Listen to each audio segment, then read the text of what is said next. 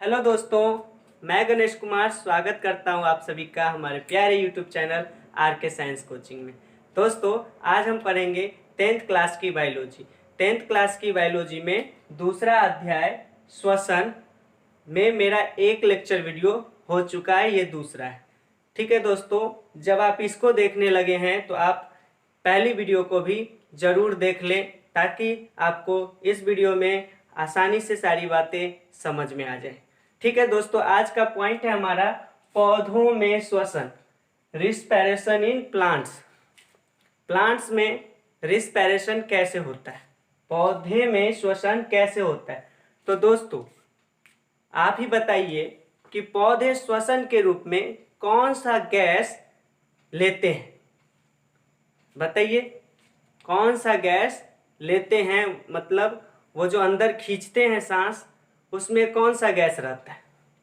मनुष्य के बारे में तो सभी जानता है कि वो ऑक्सीजन लेता है। क्या पौधे भी ऑक्सीजन ही लेते हैं? तो इतना टाइम क्यों लगा रहे हैं? हाँ, पौधे भी ऑक्सीजन ही लेते हैं।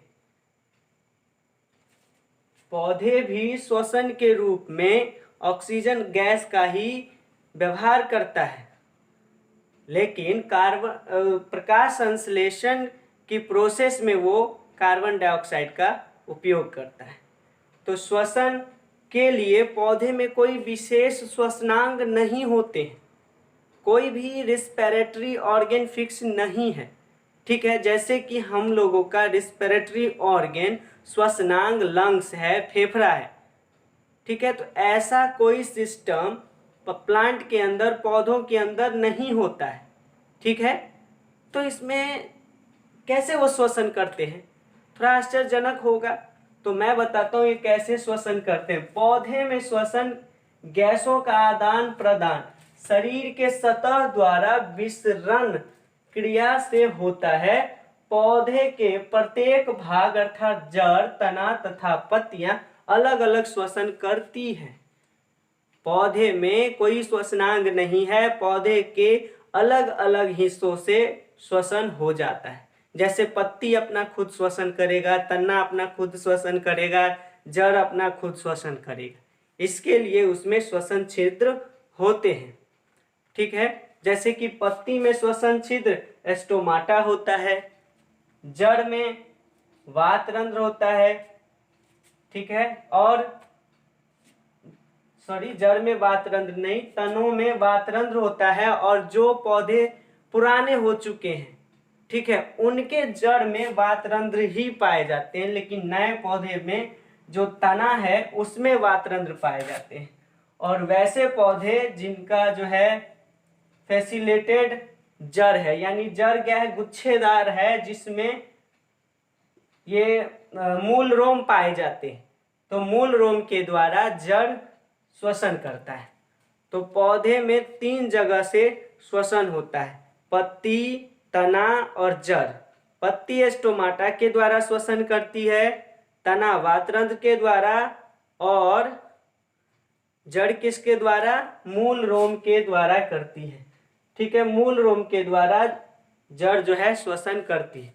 अब यहाँ देखिए, मैं आपको बता रहा हूँ पूरा मैकेनिज्म इसका कि किस तरह से श्वसन गैसों का आदान प्रदान स्टोमाटा के द्वारा होता है। श्वसन गैस किसे कहते हैं? ऑक्सीजन और कार्बन डाइऑक्साइड को श्वसन गैस कहा जाता है, क्योंकि ये गैस श्वसन के रूप में शरीर के अंदर जाता है और वापस CO2 गैस आता है, इसीलिए इसे श्वसन संबंधी गैस है, ये श्वसन गैस है।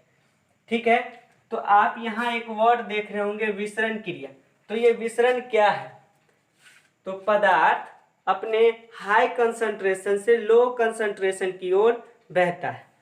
तो सीधा सीधा बात ये हुआ कि पौधे अपने अधिक सांद्रता से कम सांद्रता की ओर अपने आप गति कर जाते।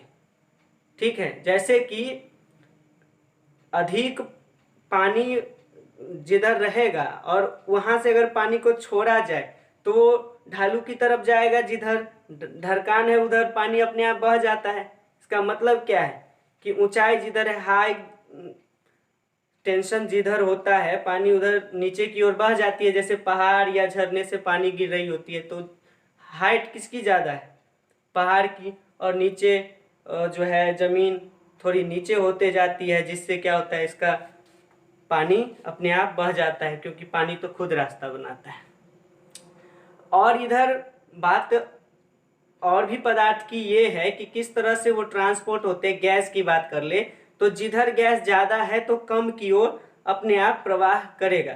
इसे ही विसरण की क्रिया कहते हैं। विसरण की क्रिया में पदार्थ अपने अधिक मात्रा से जिधर कम मात्रा में वही गैस उपस्थित होता है वो अपने आप चले जाते हैं। इस क्रिया को विसरण कहते हैं। ठीक है, विसरण आपको उच्च क्लास में और भी डिटेल्स में पढ़ने को मिलेगा। ठीक है, तो ये श्वसन गैस, ऑक्सीजन की बात करें तो ये ऑक्सीजन इस तरह से स्टोमाटा के अंदर जाता है और कार्बन डाइऑक्साइड बाहर आता है। यदि ये दिन का समय है तो इस कार्बन डाइऑक्साइड को ये पौधे प्रकाश संश्लेषण में यूज कर लेंगे, लेकिन रात का समय है तो ये कार्बन डाइऑक्साइड बाहर निकल जाएगा दोस्तों। अब देखिए पत्तियों की संरचना यदि देखें तो ये कहाँ पर पाई जाती है। तो पत्ती अगर डाइकोटिलेडोनियस है, डाइकोटिलेडोनियस मतलब द्विबीजपत्री पौधे का यदि पत्ता है तो उसके बैक को, यानी आप इस पत्ते को ऐसे उल्टा दीजिए तो पीछे आपको दाना दानादार संरचना दिखेगा। उसी दानेदार संरचना में स्टोमाटा पाए जाते हैं। ठीक है, स्टोमाटा के चारों साइड एपिडर्मिस कोशिकाएं पाई जाती हैं और ये जो कोशिकाएं हैं इसे गार्ड कोशिका कहते हैं। ये गार्ड कोशिका इस छिद्र की रक्षा करता है। जब पत्ती में पानी भर जाता है और गार्ड सेल फूल के टर्जाइड हो जाते हैं तो इन दोनों गार्ड कोशिका के बीच में ये रंध्र जो है खुल जाता है और तब गैसों का आदान प्रदान होता है। वायुमंडलीय गैस में CO2 की मात्रा अधिक होने के कारण वो अपने आप विसरण की क्रिया को फॉलो करते हुए वो स्टोमाटा के छिद्र में प्रवेश कर जाती है। वो श्वसन के लिए कोशिकाओं में जा पहुंचती है और फिर श्वसन के उपरांत जो कार्बन डाइऑक्साइड आता है, अगर वो दिन का समय है तो उपयोग हो जाएगा प्रकाश संश्लेषण की अभिक्रिया में, लेकिन अगर वो रात की समय है तो वो बाहर निकल जाएगा, क्योंकि प्रकाश संश्लेषण तो दिन में ही होता है, रात में नहीं होता है। तो श्वसन तो हमेशा करना जरूरी है। श्वसन हो रहा है, श्वसन की क्रिया हो रही है तो ये जीवित है। ठीक है, तो आपने देख लिया कि पौधे कैसे श्वसन करते हैं, स्टोमाटा के जरिए श्वसन करते हैं। जब ऑक्सीजन का कंसंट्रेशन वायुमंडल में ज़्यादा है और पत्ती के स्टोमाटा में या कोशिका में कम है तो ये अपने आप ऑक्सीजन इसके अंदर चला जाएगा और फिर कार्बन डाइऑक्साइड बाहर आएगा, यानी कार्बन डाइऑक्साइड की मात्रा इस कोशिका के अंदर ज़्यादा हो जाएगी, यानी उसका कंसंट्रेशन ज़्यादा हो जाएगा। वो अपने आप लो कंसंट्रेशन यानी वातावरण की ओर भागेगा। ठीक है, तो इस तरह से ऑक्सीजन जाता है और कार्बन डाइऑक्साइड बाहर आता है। इसी तरह से तना की बात करें दोस्तों, अगर ये तना है तो आप ऐसी संरचना देखे होंगे तना में, तनों की बाह्य कड़ी त्वचा पर स्थित वातरंध्र एवं अंतःकोशिकीय स्थानों द्वारा श्वसन होता है। तो तना में ये वातरंध्र ऐसी संरचना आप देखे होंगे, ये जो बाहरी कड़ी त्वचा होती है उसी पर आप ऐसे वातरंध्र बने हुए देखे होंगे दोस्तों। ठीक है, और जो कोशिकाएं होती है उस कोशिकाओं के बीच बीच में, जैसे कि ये कोशिका का समूह मैंने बना दिया और ये कोशिका के बीच में ये सब जो खाली जगह है कि नहीं, ये खाली जगह जो है अंतरकोशिकीय स्थान कहलाते हैं, इंट्रासेलुलर स्पेस। तो ये इंट्रासेलुलर स्पेस भी ऑक्सीजन का क्या करती है, वहन करती है। ये ऑक्सीजन को इन कोशिकाओं तक पहुंचा सकती है।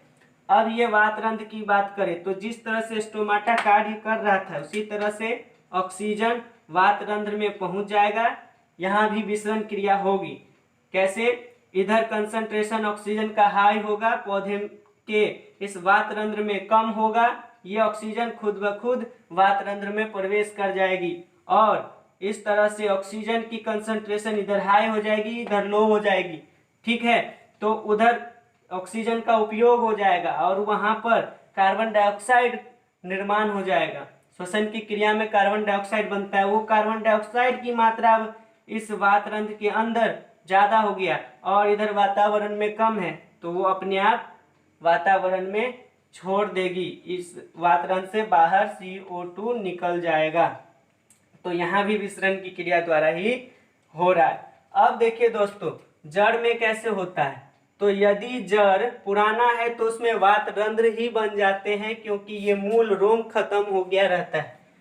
और यदि ये इनिशियली पौधे छोटे पौधे हैं तो इसमें गुच्छेदार जड़ होते हैं और उसमें मूल रोम पाए जाते हैं जो कि मिट्टी के अंदर होते हैं। यही मूल रोम पोषक तत्वों को खींचने का काम करता है, जल को अवशोषित करने का काम करता है और यही मिट्टी के कणों के बीच बीच में जो वायु होता है, उस वायु के ऑक्सीजन का उपयोग करते हैं, ये ऑक्सीजन का उपयोग करते हैं श्वसन के रूप में। यानी सॉइल यानी मिट्टी के कणों के बीच में जो वायु होते हैं उनका उपयोग यहाँ पर ये श्वसन गैस के रूप में करते हैं और यही ऑक्सीजन इस मूल रोम के द्वारा चला आता है इन कोशिकाओं तक। अब इधर इसकी और संरचना डिटेल्स में हम परिवहन जब पढ़ेंगे उस समय पढ़ेंगे, क्योंकि यहाँ पर एक संवहनी उत्तक होती है, जाइलम और फ्लोएम, तो उसकी बात हम बाद में करेंगे। तो ये जो मूल रोम का निर्माण कैसे होता है ये बात अभी जानना होगा। मूल रोम का निर्माण होता है, ये जो बाहरी कोशिका है इसे हम एपिडर्मिस कहते हैं। यही एपिडर्मिस कोशिका आपको यहाँ भी दिखी होगी। ठीक है दोस्तों, तो यही एपिडर्मिस कोशिका ऐसे एक्सटेंड करके मूल रोम का निर्माण करता है। तो इस तरह से आपने देख लिया कि पौधे कैसे श्वसन करते हैं। ठीक है, आप हमारे साथ बने रहिए, श्वसन की अभी और भी वीडियोस आएंगी आपके पास।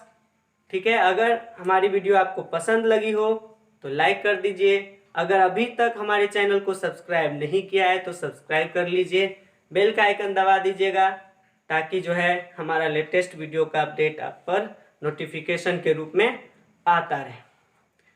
ठीक है दोस्तों, और यहाँ पर सर के द्वारा जो भी वीडियो अपलोड किए जाते हैं 9th 10th और जनरल कंपटीशन के सभी बच्चों के लिए, वो भी वीडियो आप देखते रहिए और आपके लिए बेहद उपयोगी होगा। और 10th के बच्चे जो कि हमारे कोचिंग संस्थान के हैं उनको बता देते हैं कि आप सारा नोट डाउन करते रहिए, लॉकडाउन नहीं, नोट करते रहिए, नोट डाउन करते रहिए, अपने कॉपी में लिखते रहिए और हो सकता है कि मैं चेक भी करूं तो मुझे ये मिलना चाहिए। ठीक है, आपके कॉपी में। तो ठीक है, मिलते हैं फिर अगले वीडियो में। तब तक के लिए वीडियो देखने के लिए पहले मैं आपका शुक्रिया अदा करता हूं। ठीक है, और अगली वीडियो में फिर मिलेंगे। धन्यवाद, बाय।